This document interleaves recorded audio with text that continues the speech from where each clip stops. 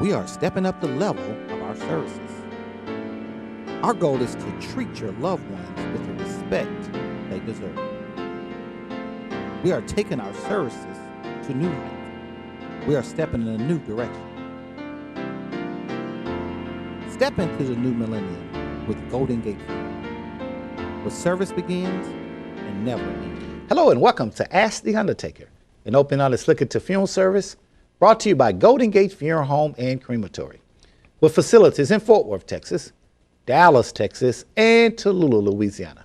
I'm your host, John Beckwith Jr., and I'm joined today by Pastor A. Lewis Eaton of the Church of Living God, Temple 280. Blessings on you. We have our Chief Film Director, Mr. Kevin Haynes. Hello. We have our CFO, Sister Carolyn Haynes. Hello, everyone. And we have Missy Punas Colvin, our media expert. Hello to you all.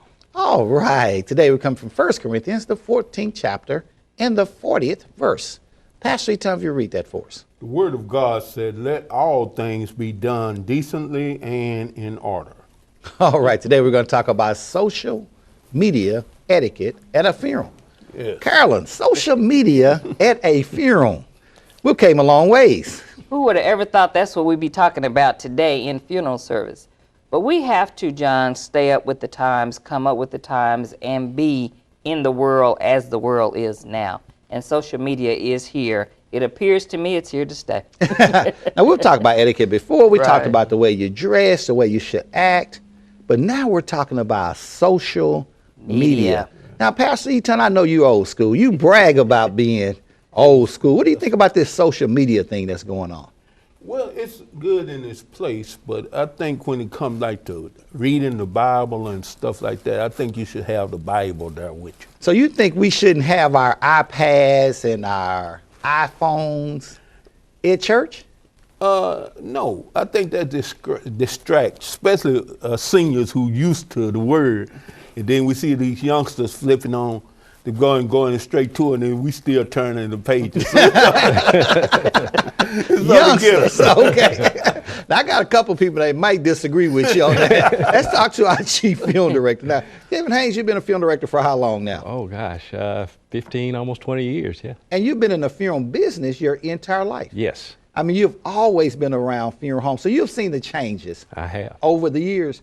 But we see you sitting today with an iPad. Yes, sir. Now, back when we started in funeral business, there was no iPad. No. And we didn't have to worry about somebody coming to church with an iPhone or iPad. But I see you have changed with the times. Why did you do that? Well, because I'm the type of person, I like to take notes. Mm-hmm. And if I write it on a piece of paper, I'm going to lay that piece of paper down, and I'm not going to know where it is tomorrow. But I'm always going to know where this pad is. And I have my Bible on my pad. Okay. So I can flip through the scriptures.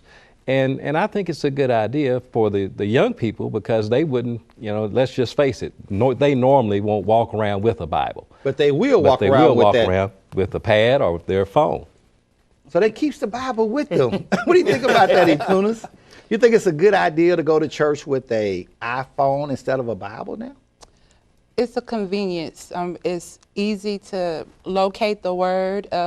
You can see it. And Reverend Eaton was saying, like, it kind of a distraction to the seniors, but a lot of seniors are like, baby, I can't see, and I would give them my pad and enlarge it for them. So Right. I think in a way it's an asset as well as a convenience. Isn't that something, Carol?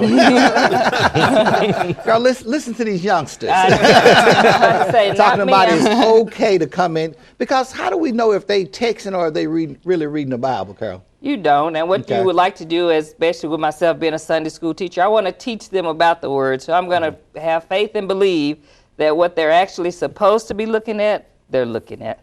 You remember BTU, Pastor Eaton? Yes, sir. Well, you actually had a Baptist training union. And then Yes, sir. depending on what church you grew up in, we had different type of training unions. Right. In the Baptist, we had BYPU, Baptist Okay. Youth Training. And then in the Christian Methodist Church, they had CYL. In the Church of the Living God, they had YPPU. And in Church of God in Christ, they had YPWW. So each one of us had one, but they was all teaching the same thing. And we used to have what we call sword drill. Okay. And what we called, someone would say, okay, go to John 3:16. And so you had to go where the books were in the Bible. Now, if you say it, if the kids don't even know how to spell John, the only thing they got to do is hit a J and then it come up. It just come up. So do you think that made us lazy, Chief Funeral Director? I don't think so. Okay. I really just You don't think it's a bad thing? I don't think it's a bad thing at all. Okay, Now, so Carolyn, we just have different opinions, don't we? You just, again, as I stated earlier, you have to stay up with the time. Okay. Me, I'm kind of the dinosaur in the social media age, but it is good in its own place. And today, of course, we're talking about at a funeral. So everything has to be, as he just read in that scripture, decent and in order. So with this social media, and we're saying it's okay to walk in with the iPhones or with these tablets, people now taking pictures and they're doing videos, and a lot of times we don't even know what they're doing. Right. Is it ever okay, Chief Funeral Director, to have someone take a picture of a deceased person without permission of the family? No. If they don't have the permission of the family, they don't need to do that. So you said it's not okay, but we really can't stop them now. Whereas if you walked in with a camera, we'll say, hold on, you can't come in here. But now, I can walk in there with a phone, which is a camera. So I can't always police that. Right. So you think that's a problem to have these phones and these pads out at funerals? It can become a problem because you do violate some privacy issues that the family may not want, pictures or videos taken, but it's something that's out of our control at times. And Carolyn, is it ever okay to text at a funeral or to email somebody while you're at a funeral? I don't think so, John. Okay. To me, that's you're not showing respect. You're there to observe and to celebrate the life of the person that's passed away. If you're texting, you're not respecting them. You're not paying attention to what's going on in the service. And to me, why are you there? To me, you should leave. So should I turn my phone off, Chief Funeral Director? Should my phone just be turned off at a funeral? Should I not even have it out at a funeral? Not necessarily. I can't turn my phone off. Okay. I'm responsible to a lot of people. And, I wouldn't dare walk into a service and sit on the front row or sit anywhere near the front. If I know that I'm going to have to respond to a call, I'm going to sit close to the back of the sanctuary or where the place that I am, so that I can step out and respond to that call if I need to. I can tell you, as the CEO, I expect from my Chief Funeral Director to answer my text. Immediately. Even at a funeral or if you're in church, I need to be able to text you, you see it, but it shouldn't ring out loud, should it? No, sir. If we're teaching good social media etiquette, your phone should never ring out loud. It should never ding or have music come on or something like that. Right. I tell people, even at church, all people that has a phone don't have Christian music on it. Okay, and so sometimes we don't when want that to hear your phone music. go off, it might be the wrong music at the wrong place. Okay. So it's best to either keep it on silent or vibrate, or you don't even bring it in. Okay, so if you have to have it, if you're a Chief Funeral Director, Right. you have to have at least have it on silent or on Vibrate. And if it's on vibrate, we have to be careful with that, don't we, E? Because sometimes vibrate will make up more noise than a ring. It does. Make sure it's not sitting next to some change or you don't have a loose case or something like that, because that can become very loud as well. Yes, sir. Now, it is very important to stay in touch, but social media, Chief, can get us in a lot of trouble. People can send out things that's meant for one person, but everybody saw it. Should we make funeral announcements on social media? I don't believe so, because when death occurs, you're trying to get in touch with the immediate family members, and if they get that information prematurely through one of these social media outlets, that could cause some unnecessary, stress or, some uneasiness. Because, Carol, if someone passed away, you want to hear from your family, someone that knows how to tell you bad news. Because, we've heard the saying, kill the messenger. Exactly. Okay. And a lot of people will try to do that. And we even had an incident where a lady informed us that they had a loved one pass away, and the sister of that deceased person was in another town. They were needing to get in touch with her to let her know that her brother passed away. But his friends immediately put it out in social media, and she found out that way. And his sister was heartbroken, and the aunt was very upset. So there are times that we don't need to immediately put any kind of announcement, and especially a funeral announcement, on social media. So good etiquette would be not to make an announcement about someone has passed away. Allow the family to get in touch with their family members. Because if I go out on Facebook, Pastor Eaton, I'm not looking to see that one of my loved ones has passed away. I'm looking for different things, but definitely not that type of announcement. That's right. And to hear it that way would be really heartbreaking for me now. Yes. That would really bother me if I found out that way. And it would really should hurt everyone, because it should be something that is taken personally, and someone come down and sit down and talk to you, because you don't really know what frame of mind that person is in when they go on social media and see this. And you're not there to make sure they're okay or hear the strain in their voice. Right. But there's a different side to that. I have 5,000 contacts in my phone. It's impossible for me to get in touch with all 5,000 of those people. I can just push one button and tell them all what's going on. Isn't that convenient? It's very convenient. And it's also it's a good resource to have, because like you said, when you have so many contacts, and when you're grieving, sometimes you know you can't remember everybody that you have to contact. Exactly. When you have your tablet or your phone, you can hit select all, in 5 seconds everybody has the message. And Carol, I need to tell everybody where to come, what time to be there. So I posted on Facebook. Now nobody can say you didn't tell me. And the thing about that, John, is that you posted it. Okay. Earlier we were talking about someone else taking that information and getting it out to the family. It's fine for the family to use social media to get that information out, because you're exactly right. And then you don't want to have to spend hours on a telephone to try to contact everybody that you do know. So in that instant, it is a good thing. So the proper etiquette is to allow the immediate family to make the announcement. Yes. Right. Don't allow friends that may have heard about the death to go out there and do different things. Yes, sir. Now, we use the internet, Kevin, in our Fort Worth location, Dallas, as well as Louisiana, to have obituary information on there. But you believe that's proper? I believe it is proper. I mean, because everybody now these days, they don't, look at the newspaper, the Dallas Morning News, the Star, Telegram. So, a lot of people look at the news on their tablets or on their computers. So we have the online obituaries, and if they can't make it to the funeral home, to the visitation, they can actually sign their name electronically to the guest book and let the people know that they're thinking about them. Yes. And we don't get as many phone calls now, Pastor Eaton. People don't call and say, hey, when is the service? What time it is? Where it is? Because they can just go online now and read those things. Right. And to me, that's still a little modern for me. Okay.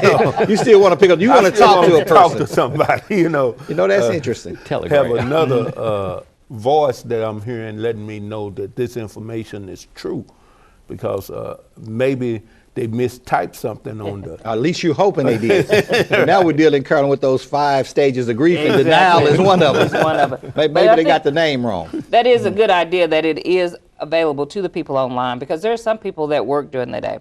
So that live person is not available at midnight. When you're actually sitting down, at this point you're able to read your mail where you no longer have to open it, so you're on your computer. But then you do get the message so that you can make arrangements to be at the wake, the visitation, and the service. So I think that part is a good thing.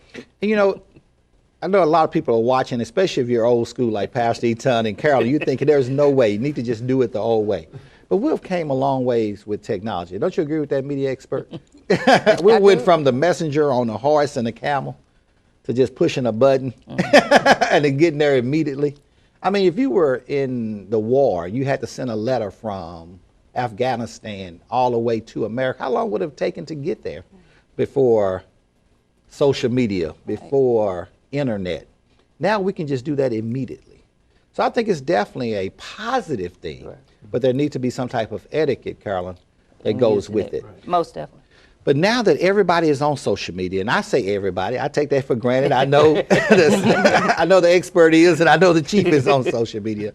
But Carolyn, we have an obligation now to deal with the social media accounts when the person passed away.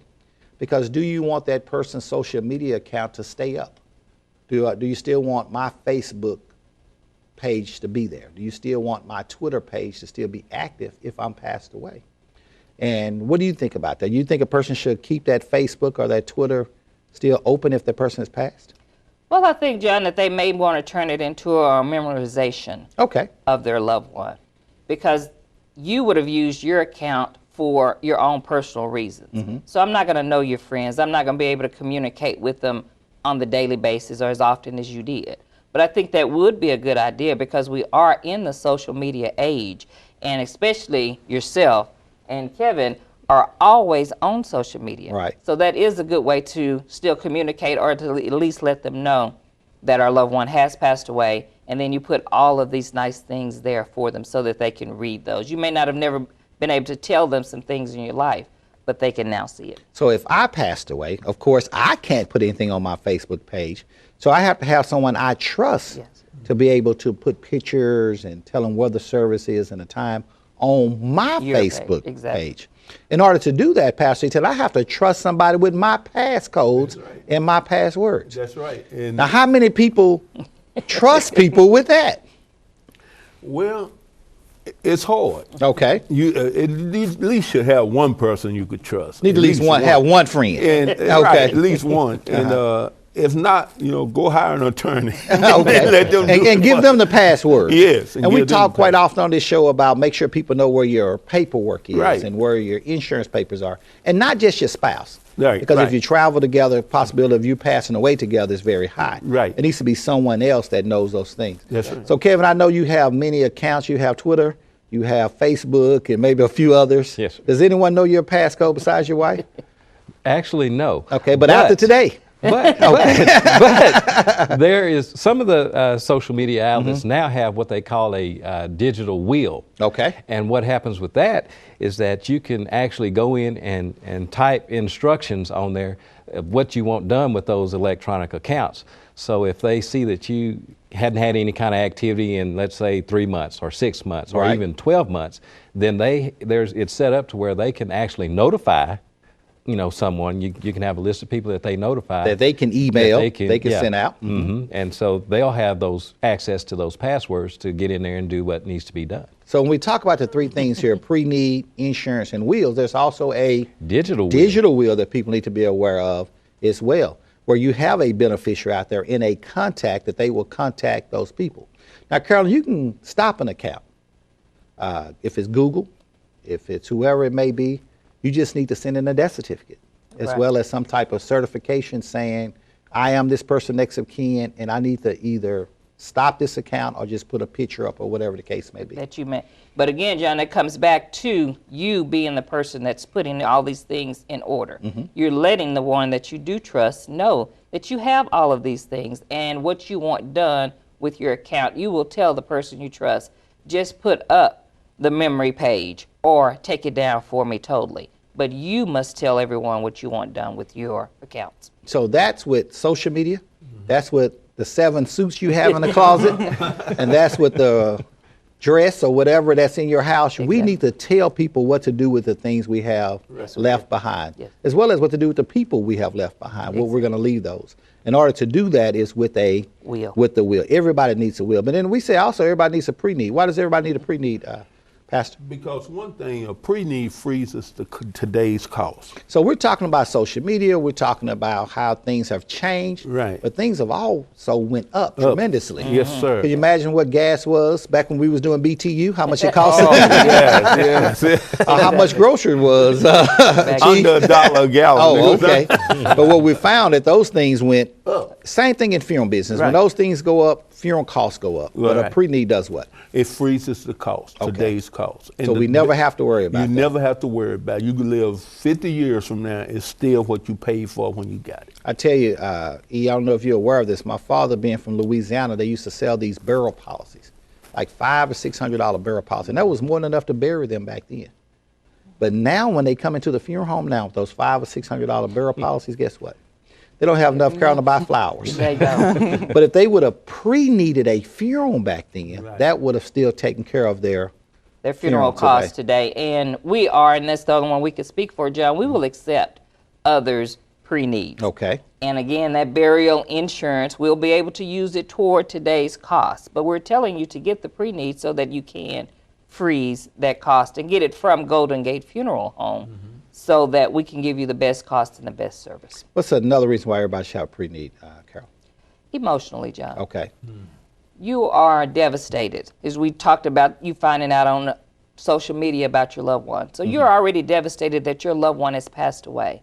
And now I should not be, as the person that passed away, that selfish that I am going to make you come into a funeral home and make decisions about my funeral. And a pre-need eliminates all of that emotions, that stress of having to come in and make those arrangements. On the worst day of your life. Yes. You're asking Chief, would you buy a house the day you find out your loved one passed away? Is that the day you want to go house shopping? No. Is that the day you're going to go car shopping, the day you find out your loved one passed away? Nor should we have to go into a funeral home and make financial decisions. Exactly. And a pre-need takes that away. It takes care of that. What about your wishes? What do you want done at your funeral? You want to be cremated? You want to be buried? And where? I want to be buried in Vernon, Texas, next to my parents. And that's your wish. That's my wishes. You need to get a And I pre-need. have pre-need, have that in writing. Okay. Because if it's left up to my daughter gonna carry me to the nearest place here in Dallas. And she can do anything she want to do. And that's right. But that pre-need That has pre-need your wishes. And has what do my you wishes. want done for yourself, Chief? I want to be buried in Dallas, Texas. Okay. And, Not back in Ennis. not back in Okay. All right. So you need to get a pre-need and tell us your wishes, because I may be thinking what? Take He's back from the Ennis. Ennis. Maybe take him back. What about you, my sister? What are we going to do with you? It's all written down, John, Okay. in that instructions and in that pre-need. But it's to be a service at my church Okay. and burial in Dallas, Texas. So I got to drive all the way from Ennis back to Dallas to bury you. Yeah, that's because exactly that's your right. wishes. That's my wishes. And if it was up to me, what would happen? It'd be right down the street. But we don't have to worry about that, do we? Because it's No, what we do about not. you? Anything you want done?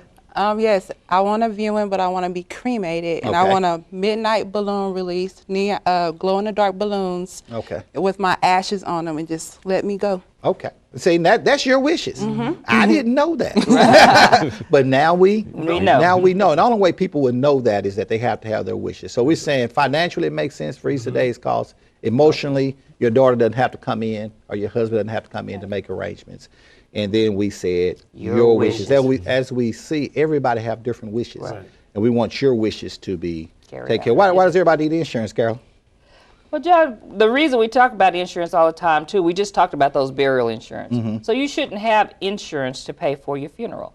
That's what the pre-need is for. You need to leave money to your family. You need to leave them an inheritance. And you need to take care of the bills that you've created. Don't make your family have to pay your bills. That's Wouldn't just that so be unfair. terrible, Chief? You gonna make me spend my inheritance on your funeral? That's my inheritance. I need to go to college. I need to buy some clothes for school. I need to do many different things, but I shouldn't have to spend my inheritance on your funeral. Do you agree with that? I do agree with that. The key word to that is life insurance. Okay. Life goes on. Exactly. In order for life to go on, we know it takes money It to takes do that. money.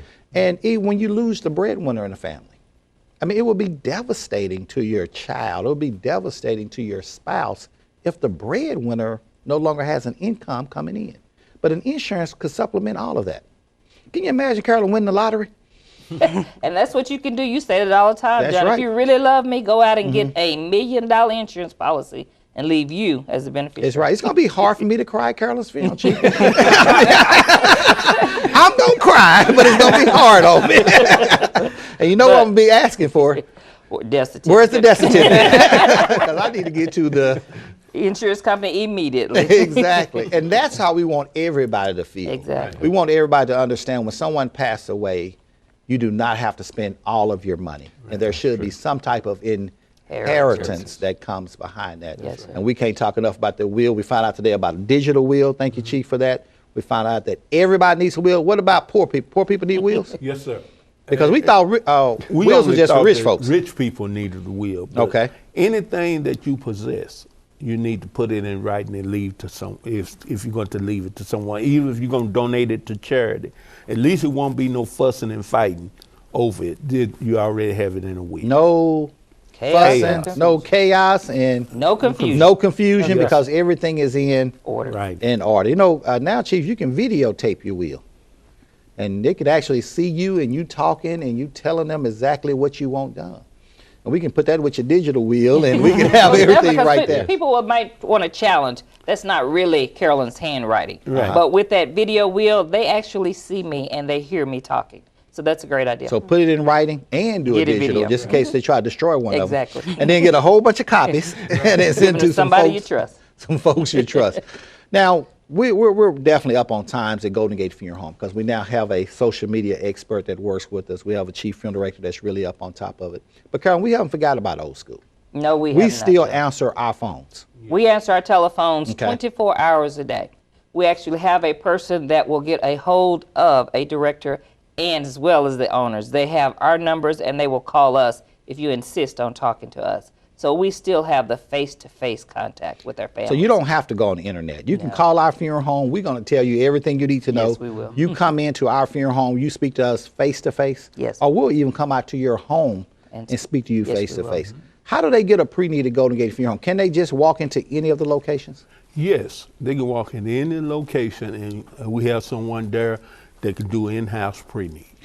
Will we go out to anybody's house, Chief? We will go out. We have the funeral home on our tablet. Okay. So we can do So pre-need. anybody that wants a pre-need, needs some help with their insurance, we can do that for them? Yes, they can just call the funeral home and request that an agent come out and visit with them and go over everything. Either way they want it, we can make it happen for Yes, we them. will. And Carolyn, we now allow you to pay your premiums of the insurance at the funeral home. A lot of people don't trust melanin, and we respect that. So now they can come in now and pay their premiums at They the funeral home. can, and we will give them a receipt, and immediately myself or my assistant will make sure it gets to the insurance company so your premiums are up to date. Because that's the way it was done in the old school. Yes. And we haven't forgot that. No, we have not. We understand we're in a media Age. frenzy now, or media age now. We used to call it the Jetsons age. I never thought it would get to the days that when I was watching the Jets and you looking on TV and talking to a person, that would actually be a reality. But now there's FaceTime. There is. Now there's Tango. That we can actually do that now. But we haven't forgot about good old-fashioned service. Exactly, and that's the way it's always been done, and that's the way it'll always be at Golden Gate Funeral. And we know the two things we're based on, and that is prices and Service. service. And we understand whatever way it takes to service you, we will. Yes, we will. All right, and remember to continue to watch Ask the Undertaker every Saturday night right here on channel 47.2 at 7 o'clock p.m. and every Sunday morning on channel 21 at 5:30 a.m. And Carolyn, you know my favorite. The radio show. The radio show. I love the radio show. You can actually call in and ask questions every Saturday morning from 10 to 11 o'clock a.m. on Heaven 97. That's 970 a.m. on your dial. And if you're on social media, you can go out to khbnam.com. And of course, you can go out to goldengatefuneralhome.com and watch us 24 hours a day, thanks to the media expert. She puts out all the shows there. May God bless you. May God keep you is our prayer.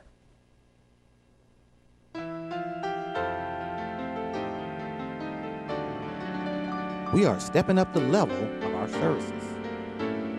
Our goal is to treat your loved ones with the respect they deserve. We are taking our services to new heights. We are stepping in a new direction. Step into the new millennium with Golden Gate Funeral, where service begins and never ends.